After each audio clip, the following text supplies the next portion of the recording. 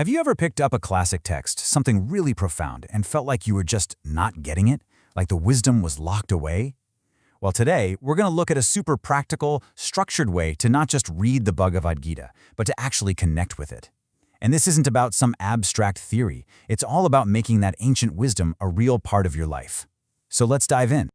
Right, so how do you bridge that gap? How do you go from just reading words on a page to actually feeling that wisdom in your bones? It's a challenge a lot of us face, for sure. But the approach we're exploring today, it really offers a clear path forward. So, the first big idea, and this is crucial, is a shift in perspective.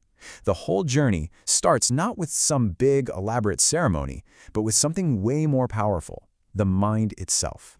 What's so interesting here is that this approach suggests you don't need any mandatory special rituals to study the Gita. You know how it is in our modern lives, right? We can get so caught up in needing the perfect setup, the right chair, the right lighting, the right everything. But the real work? That's all internal. It's about building that mental discipline for deep concentration, not just going through the motions. Okay, so if it's all about what's going on inside our heads, then how do you actually get your mind ready for that kind of deep dive? Let's break down a couple of simple but really powerful steps to create the right mindset for learning. So here's the game plan. First, you just consciously pull your attention inward, away from the emails, the to-do lists, all the noise of the day.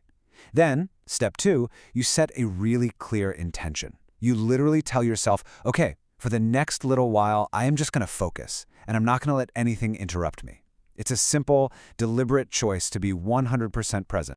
Of course, your internal state is massively influenced by your external one, so it just makes sense that creating the right environment is the next logical step to support that focused mindset we're trying to build.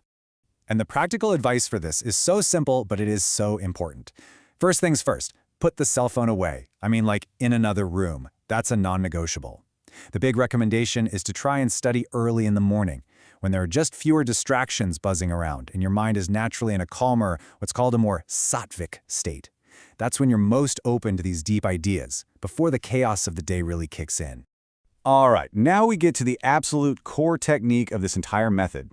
It's a practice called manana, and it is the key that turns simple reading into genuine understanding. Think of it as the perfect antidote to our modern habit of just scrolling and consuming information without ever really letting it sink in.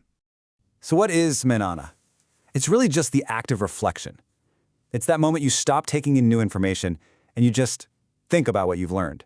It's not about speed reading or trying to finish a chapter. It's all about deeply considering that one little insight that really jumped out at you. I just love how simple this sounds, because it really is that straightforward. You're reading, or maybe listening, and something just clicks.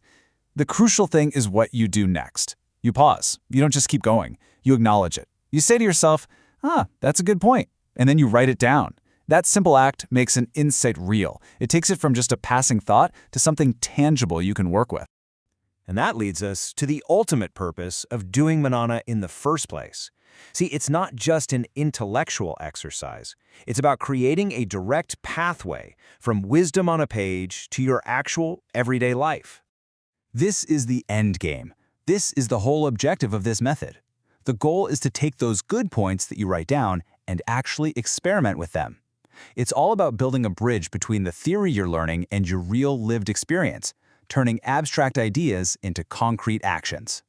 So, that leaves us with a final question for you. This whole thing isn't just about studying an old book, it's a guide to living with more awareness. After all this, the real question is, what's one small piece of wisdom you can take away and truly experiment with in your own life today?